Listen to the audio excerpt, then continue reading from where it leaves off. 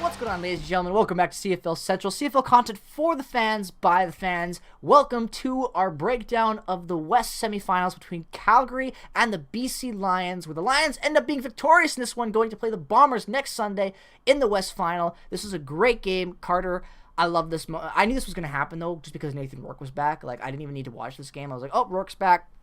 We got it. But then, some bad injury news happens.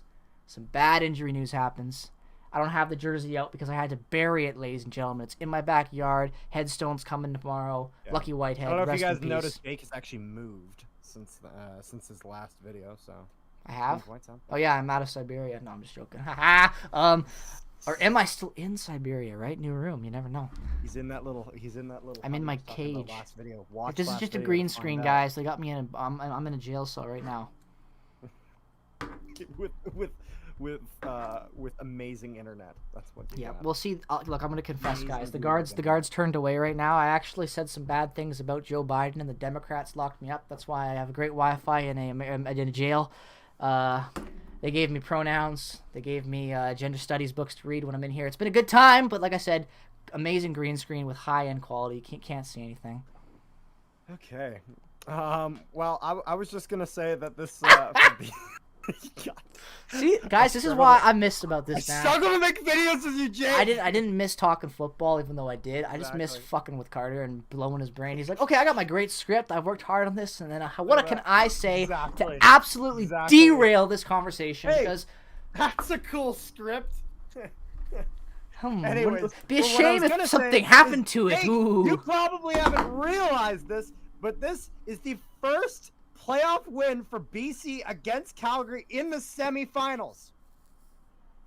Goddamn. Ever? Yeah. Ever. Have they ever played together? From what I looked into this, and it said first ever. So they've played before, but every game has went. Do you have the record on that? I'd love to know how many times they actually played. I couldn't find the record for the. Remember, this is semifinals. I could find their playoff. No, it's fine. I'm just thinking in my head. That'd be crazy if it was like some because I feel like they've played each other so many times. Or whatever. That's crazy. Actually, yes, I do actually have their semifinal record right here. Calgary is 6-0 in semifinals against BC. Fuck me, that's terrible. Calgary is 6-1 now as the BC Lions win 30-16. So Whitehead is still out. Sad face. Burnham is in. That's great. And this was their first time in the playoffs since 2018 for the Lions. So good to see them back in here. And Nathan Rourke is in. And I'm not gonna lie, I was interested to see where this went, because when I was at the game in Winnipeg, Bombers versus the Lions, Rourke and Zach Caleros were both in for the first quarter of the game. Rourke slow though. He didn't look back up to his form. That's his first game in like months after injury, man. So I wasn't sure with the first full game if he would be back up to form, and boy, he was. Despite Calgary, being really solid this season, they weren't able to get it done. And yeah, BC's 2-1 against Calgary on the season, now 3-1 if you count playoffs. And yeah, this has been a great year for the Lions. People, it's funny. Before Nathan Rourke played that first game, there were so many people who said the Lions weren't even going to make the playoffs. I had them always. I always believed in UBC. Except when I don't. Except when you don't, exactly. But yeah, I mean, I gotta imagine that the narrative. It's funny. Before I get into that, the first thing I notice about this game is that it actually is kind of similar to the Ticats Alouettes game, where the Lions are really able to push a lot more than the Stamps in that first half of the game. BC able to really just put that pressure and kind of put the onus on Calgary to really, climb back into this game, in which, they would make a really good last effort with Bo Levi Mitchell. But there was, just simply too little too late. And the big narrative around this game I'm seeing is, why was he not back in earlier? As Bo Levi Mitchell, he's done in Calgary. That's it. So. Which will be interesting for the landscape of the CFL, because I feel like if a lot of teams get access to Bo Levi, even though I think Bo Levi personally is washed, no disrespect, the guy's a legend, but he's been around for a long time now. I still think that addition alone could be huge for a team. So I agree with And you. Calgary really fumbled the bag we this year got with three it. big names in terms of quarterbacks in the market. We got Bo Levi Mitchell, Cody Fajardo, and Dane Evans all on the market, most likely this off season. So Dane Evans, in the sense of I've heard a lot of rumors of them trading him and whatnot. I don't know if his contract Playoff choker. Couldn't get it done when it came to playoffs, so it'll be interesting to see how this goes. And Fitzgerald's done in Saskatchewan. Saskatchewan, they got so many things they got it, but that's for a whole other video.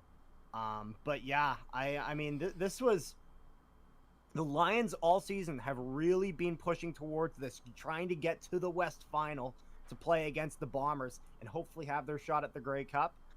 Nathan Rourke throwing for 321 on the night, 2 touchdowns, no interceptions. Guys, all I'm gonna say is if I love the Bombers, don't get me wrong, but even if you're a Bomber fan, guys, I'd put like $15 on the Lions just because you never know. Got to cover the spread. It is gonna be so close to say. It's gonna be so close to say. It's gonna be so close to say, but I don't even know. I can't really guess my team. I can't. Because then that's like a conflict of interest. I want to cheer for my team, but it's also like it'd be nice if I won money. You know what I mean? Like, so I just can't do it. I agree. I can't do it. Unless it's one of those things where it's like if the Jets are having like a really bad season, it's like tank for Bedard or some bullshit, you know. Let's like go. You want them to lose so they get a good draft pick. James Butler, obviously, who he had a really great game. Keon Hatcher, quite the surprising standout on receiver, not because he's not impressive, but just out of a really excellent receiving core, being able to be that key standout for the game is quite an achievement in its own. Got a touchdown, 20.3 yards on the average, 8 receptions for 162 for the night. So quite the night for him. Kadeem Carey on the rushing side of things for the Stamps, not really able to put up the numbers you kind of expect from Kadeem Carey. You expect a bit more than that. Not when Butler's bodying him. What'd you say? Butler bodied him all game long. Like, James Butler was flawless in that game. I know we didn't have you look at those stats, you see 20 carries, 95 yards, 4.8 average. You're thinking, oh, you know, whatever. That's just the CFL average yards when you think about rushing. But he made some crucial plays, picked up some really important yardage when it mattered. And at the end of the day, little things like that are what's going to get you scoring plays and make this such a 16-30 game that ends up putting points on the board. And you know, the Lions needed every point they could get because they couldn't downplay the Stamps. The Stamps are desperate to try to make one more push with this core, and the Lions are kind of like the new Stampeders in a way, you know, with this new hot quarterback, this really good receiving core. I can see that. I see a lot of similarities in the Stampeders team that we see now when they first kind of emerged in the league, like about 8-9 years ago, roughly, compared to where the Lions are now, where it's like, goddamn, like there's a lot of similarities. So I was really happy to see the Lions really come away with this game. Obviously, I'm a Lions fan at heart too, so it's nice to see my team win. But at the end of the day, if they'd lost this game, I was just happy with the season we got. This just sets the bar even higher for next year. Gets the franchise even more, you know. It's getting better. Fired up, I would say. Like this franchise needed this year. It's been great to see.